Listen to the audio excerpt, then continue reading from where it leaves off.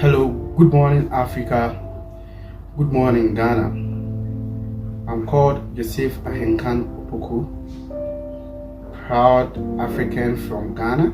I have origin. And this morning I was going through a social media post and I chanced on a trending news concerning 44 Ghanaians migrants who was shot by the Gambian military, ordered by their ex-president, who thought that their militias who are going to topple his government. Oh, the video follows. So what was to happen to these Ghanaians? So where, your group, from where in Banjul did they pick the Ghanaians up? It was in Banjul. It was, you see, coconut resident, coconut resident, when you pass coconut resident. Yes. There is a white, when you turn on your right, there is this tall white building. It's where we picked them from. They were being secured by the paramilitaries. PRU? PRU, yes. So you picked them up, you put them in 2 vehicles, correct? Yes, correct. You said about 30 of them. Correct. And tell us what happened after that. We headed to Kanilai. We went to Kanilai. But, upon arrival, I see all these people that Sana Manjang named, except one. That was Lieutenant Colonel Jaju. If he was there, I didn't set my eyes on him. Can you remind us who was there, who was present? People I see with my eyes, I saw Bomba. Who is Bomba? Who is Bomba? Kausu Kamara. Alias Bomba. Or Bombarde? Bombarde, yes. Okay. Who's 2? I saw Bailo. I saw Musa Baji.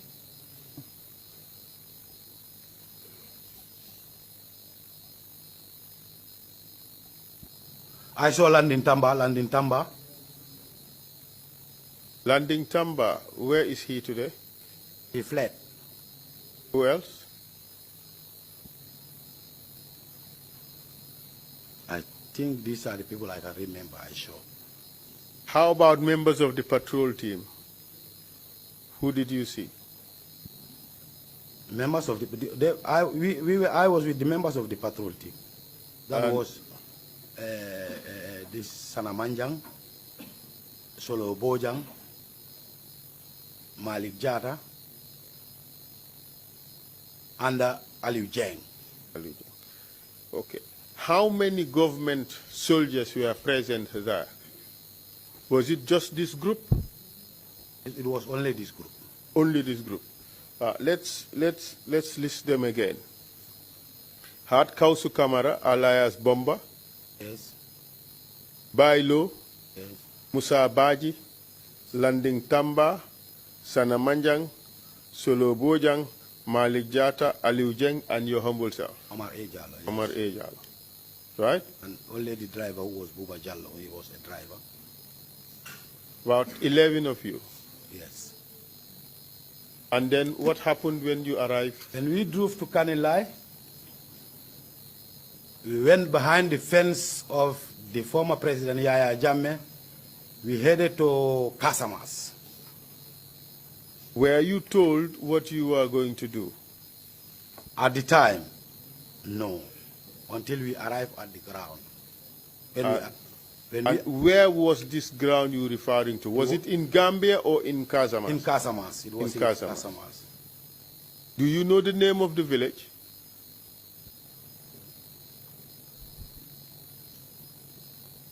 I used to know the name of the village, but now I forget. Well, this is an investigation. When you remember the name of the village, you send us a note, okay, and we would include it in the record. So tell us what happened when we arrived at this place. Solo stops. We all come down. Sanamanjang, Malik Jata. We are standing a distance where the well was. You will bring the person up to the well. They will fire at him, and he will fall into the well. Before all that shooting, Were you told what you were supposed to do? Okay, with when we those arrived at the ground, Yes. Solo said these people are mercenaries. The order from the head of state, the former president Yahya Jammeh, is they are all to be executed. And we start escorting them. Did anybody oppose the idea? No, and there was no. At the time, Solo was the senior man on the ground. You all accepted the order? Yes. Tell us how the killings occurred. And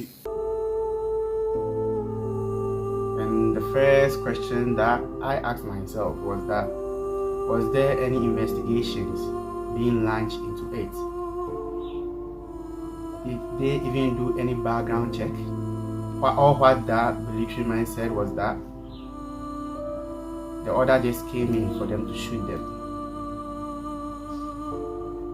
And as a Ghanaian and as an African, what I asked myself was that, when are we going to love ourselves? When are we going to treat one another as brother? When are we going to have one Africa, one people? Sometimes when you get a chance to then travel outside and know how the Europeans love each other, the Americans love each other, although there are some misunderstandings because each of them is fighting for the global superpower. But let's take European Union as whole. There is a law.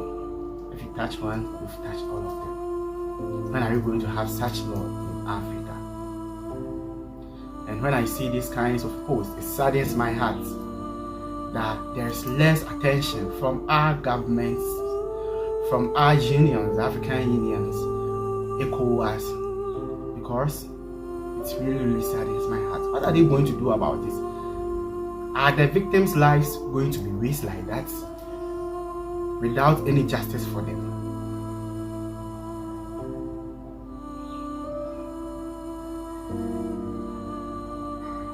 Sometimes you cross your arms and you look upwards and ask God, why am I even here in Africa?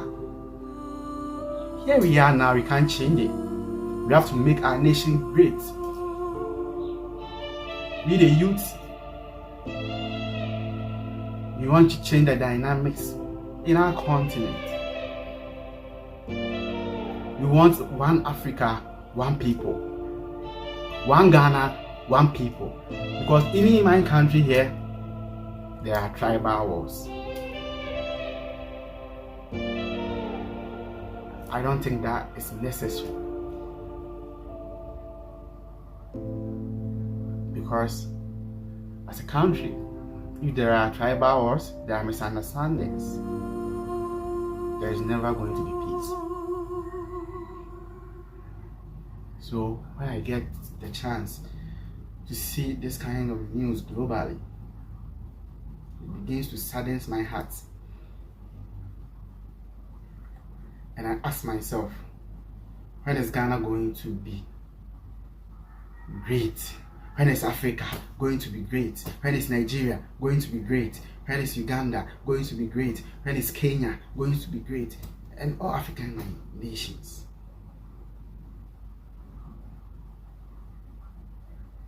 Because if you come to my native language, my local language is Chi, and we have this proverb that piety abakono ubua nibu is simple. Names all capturing in our boom now ubua nibu. So as united as we are, if we are united as one people, if we don't take one failure as our happiness, if we love each other, if we help each other, this nation, Africa, this continent, Africa, is going to be great again.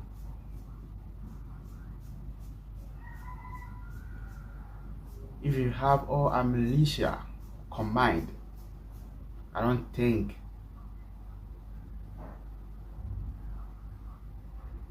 that the terrorists are invading our various nations, our neighbors, they are going to get a chance, because everyone wants to do his or her own thing without a concern of the other brothers, the other brother nations.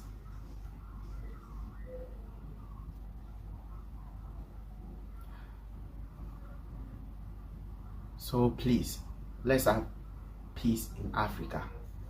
Let's love each other. Let us encourage one another that we can do it. Let us respect authorities. If authorities are involved in corruption, let us bring them to justice.